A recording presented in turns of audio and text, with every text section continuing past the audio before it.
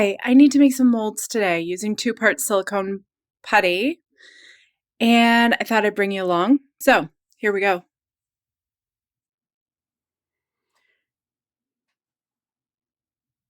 So this is an antique. It's an Art Nouveau, True Era Art Nouveau. It was a brooch, but you can see her original pin and C-clasp are gone. She's just a pot metal, beautiful little brooch who would otherwise be on her way to the scrap pile, but I love the design and I can use it in my work. So the plan was, and still is, to make a mold of her. I want to change her size and make her smaller and so on. So I made a mold. Everything went well. I put copper metal clay in the mold, went through the process, fired it in the kiln, and came up with this, which is okay. It picked up most of the detail that I wanted it to grab, but the edges, I realized when all was said and done, I don't like them at all. I lost a lot of the beautiful finishing to the edges, and they just sort of became blah. So I'm making a new original mold today. That one's out of here. I'm going to try a different silicone. It's a 2-part putty. I make my molds out of 2-part silicone putty.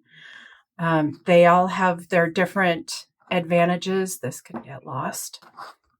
They all have their different advantages and disadvantages. This one has a shorter work time and a quicker cure time.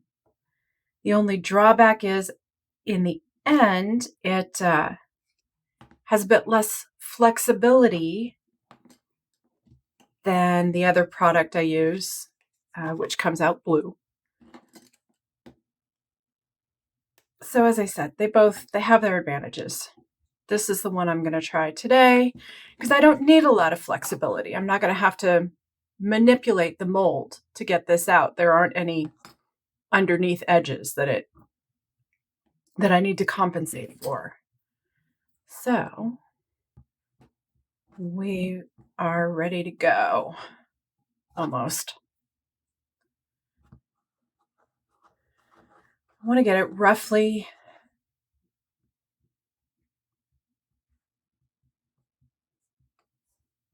in the shape that I want to use.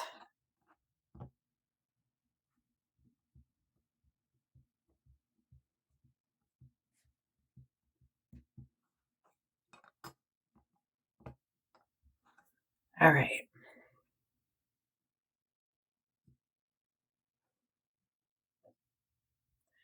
And you want to press straight down as evenly as you can, which is not my strong suit. And of course, this piece is a little bit warped due to her travels through the world. You don't want to wiggle it, just press down.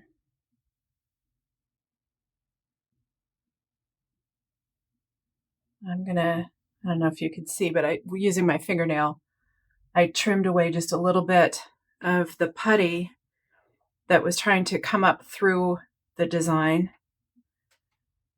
This time, so that I don't have the edge issue that I had before, I'm going to press it in, make sure whatever I cast in it later has a nice, clean, finished edge. None of this just fading off into nowhere. Looks good. Now we wait. Takes about, I believe, this one takes about 20 minutes to cure. So I'll see you in a minute. Okay, by the magic of time-lapse photography, this is now cured. Ta-da! So she should, oh my gosh, yeah, just right out of there. So easy. I'm looking at it. Wow. I like it. I like it much better than my original mold. I don't know if these are details that are really going to show up for the camera, but the edges, especially down here at the bottom, that curved bottom edge is defined so much better in the second mold, in the purple mold. I don't think I'm going to use this one again. Bye. If you enjoyed this content, like and subscribe, and the gods of YouTube will show you more of it. I'm Allison White from WhyteWing.com, and thanks for playing.